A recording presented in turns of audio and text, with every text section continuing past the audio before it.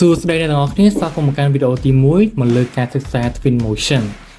ហើយក្នុងវីដេអូនេះខ្ញុំនឹងបង្ហាញអ្នកទាំងអស់គ្នាក្នុងការ download Twinmotion អញ្ចឹងកម្មវិធី Twinmotion គឺជាកម្មវិធីមួយដែលស្ថិតនៅក្នុងក្រុមហ៊ុន Epic Game នេះឯងអញ្ចឹង Epic Game ហ្នឹងក៏វាមានកម្មវិធីមួយទៀតឈ្មោះថា Unreal Engine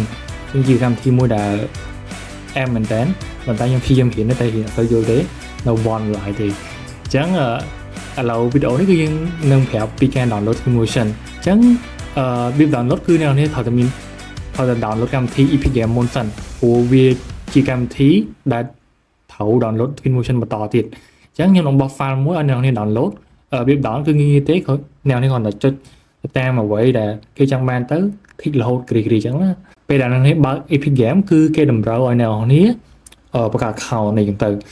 ហើយខ្ញុំនឹងបោះ file Epic Game នោះចូលក្នុង comment ដូចគ្នាឬក៏ក្នុង group channel ហ្នឹងហើយអាចនឹង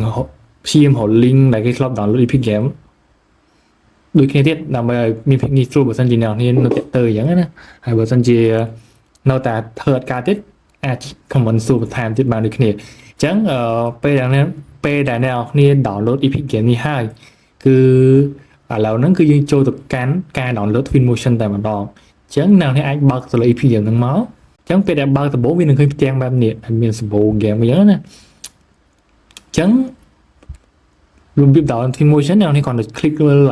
Unreal Engine នេះមក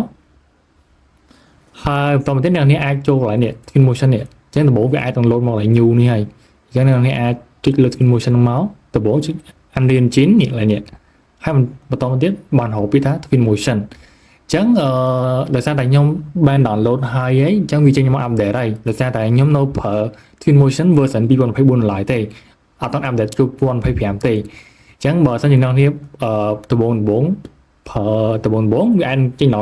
ពីដើម download ហើយអញ្ចឹងអ្នកនាងអាច download ទៅអាចរក version ណាដែលអ្នកទាំងអស់គ្នាចង់ download សិនឧបមាថាអ្នកនាងចង់2024អញ្ចឹងទៅហើយឬក៏2023ចុច install មកជាការស្រាប់អញ្ចឹងដោយសារ2024ខ្ញុំមានហើយអញ្ចឹង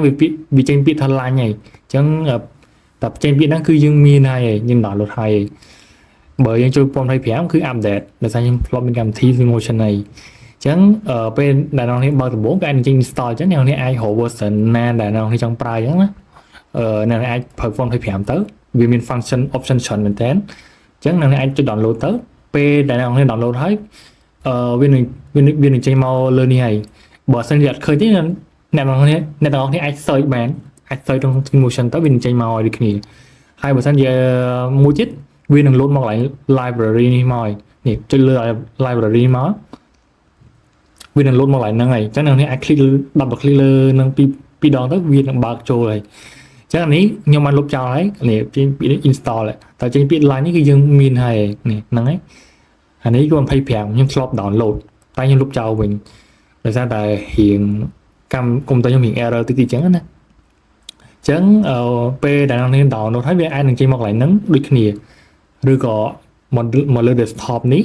ឬក៏អ្នកនាងអត់ឃើញអ្នកនាងអាច search ទៅ Twinmotion អាហ្នឹងពេលដែលអ្នកនាង download ហើយអញ្ចឹងណា